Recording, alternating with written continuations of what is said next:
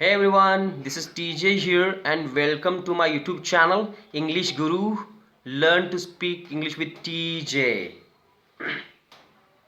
मित्रांनो नमस्कार. आज आपण थोडं मराठीमध्ये बोलणार आहोत. मी बऱ्याच माझ्या सर्व व्हिडिओमध्ये जास्तीत जास्त इंग्लिशला प्रिफरन्स देतो कारण का मी इंग्लिश शिकवतो.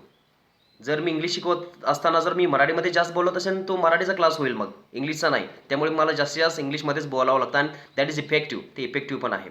तर आज मी मराठीमध्ये यासाठी बोलतोय कारण का विषयच तसा आहे. त्यामुळे मला बऱ्याच वेळा क्वेश्चन विचारला जातो असा की मला इंग्लिश बोलता येत नाही, समजतं, मला इंग्लिश बोलता येत नाही, म्हणजेच मला सगळं समजतं पण इंग्लिश बोलता येत नाही. असं का होतंय? हा सगळ्यांच्या मनातला क्वेश्चन आहे, मला माहिती आहे. बऱ्याच जणांच्या मनात हा क्वेश्चन आहे आणि बऱ्याच जणांनी मला लोक भेटलेले आहेत आतापर्यंत, जे स्टुडंट भेटलेले आहेत मला, जे इंग्लिश शिकण्याची जे जबरदस्त इच्छाशक्ती आहे ते लोक भेटलेले आहेत बरेच जण. त्यांनी हा मला विचारलेला क्वेश्चन आहे. तर मला सगळ्यांसाठी उत्तर द्यावं असं वाटतं या व्हिडिओमधून आणि त्यासाठी हा व्हिडिओ पूर्ण बघावं लागेल तुम्हाला. असं का? म्हणजेच मला इंग्लिश सगळं समजतं पण इंग्लिश बोलता येत नाही, रिप्लाय देता येत नाही. कोणी मला क्वेश्चन विचारला तर मी घाबरतो किंवा मला रिप्लाय देता येत नाही, सिम्पली दॅट्स इट. तरी असं का होतं? हा क्वेश्चन तुम्ही स्वतःला कधी विचारलाय की मला इंग्लिश बोलता येत नाही, सगळं समजतं, म्हणजे इंग्लिश सगळं समजतं पण बोलता येत नाही का? असं का? कधी स्वतःला विचारलाय? Okay, forget about it. मी सांगतो का असं होतं. मित्रांनो, मला आधी मी एक सांगतो ते ऐका थोडंसं लक्ष देऊन. तुम्हाला गाणी बरीचशी म्हणता येतात, तुम्ही खूप गाणी म्हणता. ओके, त्या गाण्याचं मिनिंग पण माहिती आहे तुम्हाला आणि ते लिरिक्स पण माहिती आहे आणि ते म्युझिक पण तुम्ही एन्जॉय करताय. म्हणजे ॲट अ टाइम किती गोष्टी करताय बघा तुम्ही. तर तुम्ही गाणं ऐकताय, त्या गाण्यातला मिनिंग तुम्हाला कळतो आणि ते लिरिक्स पण कळतं. लिरिक्स पहिल्याच वेळेला लक्षात येतं का तुमच्या?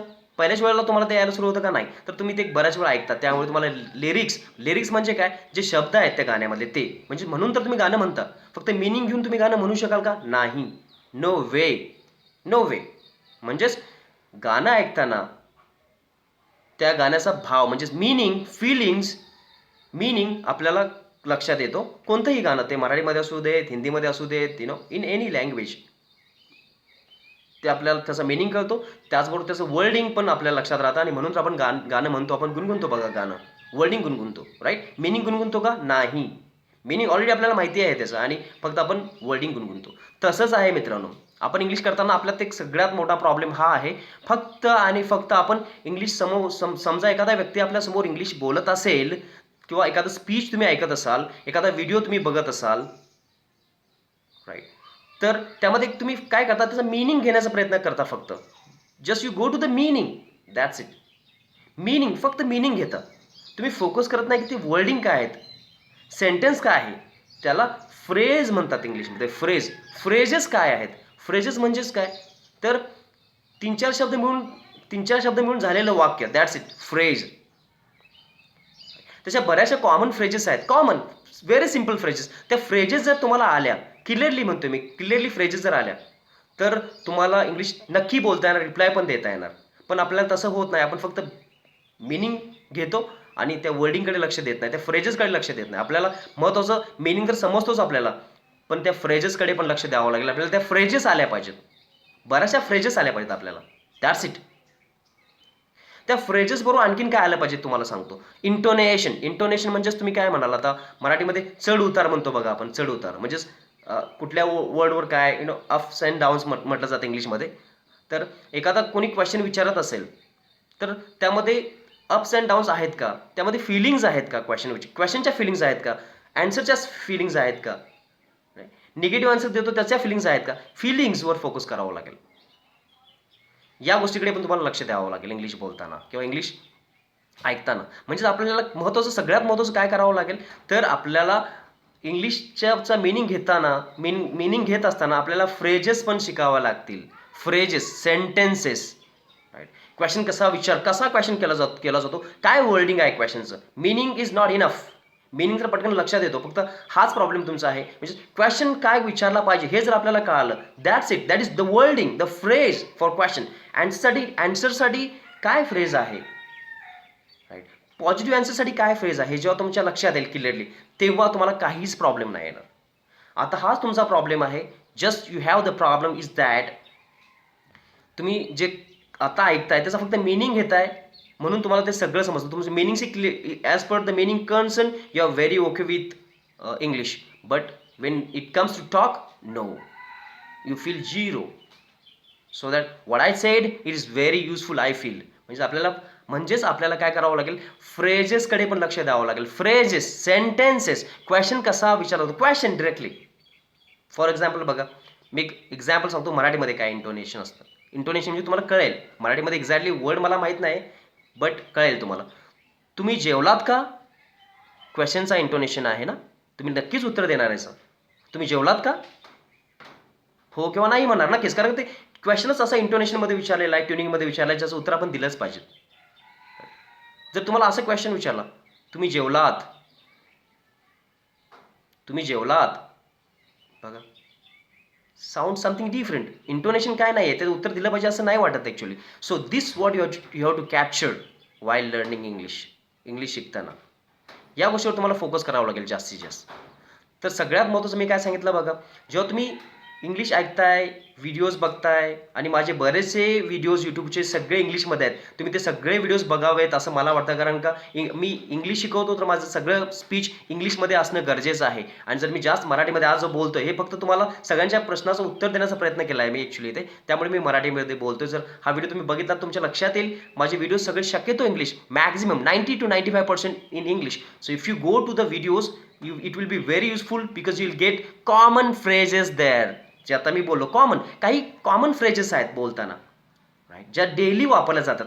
त्या जर तुम्हाला एकदा आल्या फ्रेजेस, तर nobody can stop you. कोणीच थांबू शकणार नाही तुम्हाला बोलण्यापासून, कोणीही. आणि तुमचा कॉन्फिडन्स वाढेल.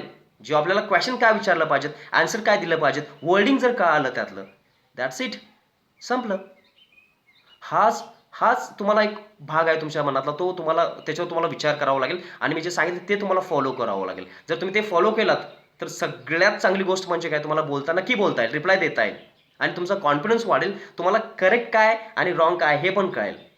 आता आपल्या मनात तो पॉईंट एक असतो, म्हणजे मी जे बोलतो ते बरोबर आहे की नाही, की चूक आहे, हे आपल्याला माहीत नाही, त्यामुळे पण आपला कॉन्फिडन्स लो होतो. पण ते पण इथे क्लिअरली कळेल जेव्हा लोक आपल्या आजूबाजूला बोलत असतात, ते काय फ्रेजेस वापरतात. मिनिंग तर तुम्हाला सगळ्यांना मिनिंग कळतो, मला माहिती आहे. आजकाल इतकं इंग्लिश फॉरवर्ड झालं आहे, आजूबाजूला सिरियल्स बघून, आजूबाजूला जे बोलतात ते ऐकून आपल्याला मिनिंग कळतो, कारण कॉमन फ्रेजेस आहेत ना, कॉमन फ्रेजेस आहेत, मिनिंग कळतो. पण आपल्याला फोकस करावं लागेल फ्रेजेसकडे. क्वेश्चन कसा विचारला पाहिजे, आन्सर कसा दिला पाहिजे, त्याचं वर्डिंग काय आहे. जसं गाण्याचं लिरिक्स असतं, त्याचं प्रत्येक सेंटेन्सचं वर्डिंग काय आहे, फ्रेज काय आहे क्लिअरली, हे तुम्हाला बघावं लागेल. आणि जर ते तुम्ही केलात, तुम्ही नक्की 100% you will speak very soon, खूप लवकर बोलाल. त्यामुळे तुम्ही त्यावर फोकस करा, जेणेकरून तुम्ही फ्रेजेस जास्त शिकाल. यावर जर तुम्ही फोकस केलात तर खूप फायदा होईल. समजलं का बघा, राईट. नक्कीच या व्हिडिओचा तुम्हाला यूज होईल. जर तुम्ही अशा परीने गेलात, म्हणजे जे मी सांगितलं त्या स्टेप्स जर गेलात, तर तुम्हाला बोलण्यापासून कोणीही रोखू शकत नाही मित्रांनो.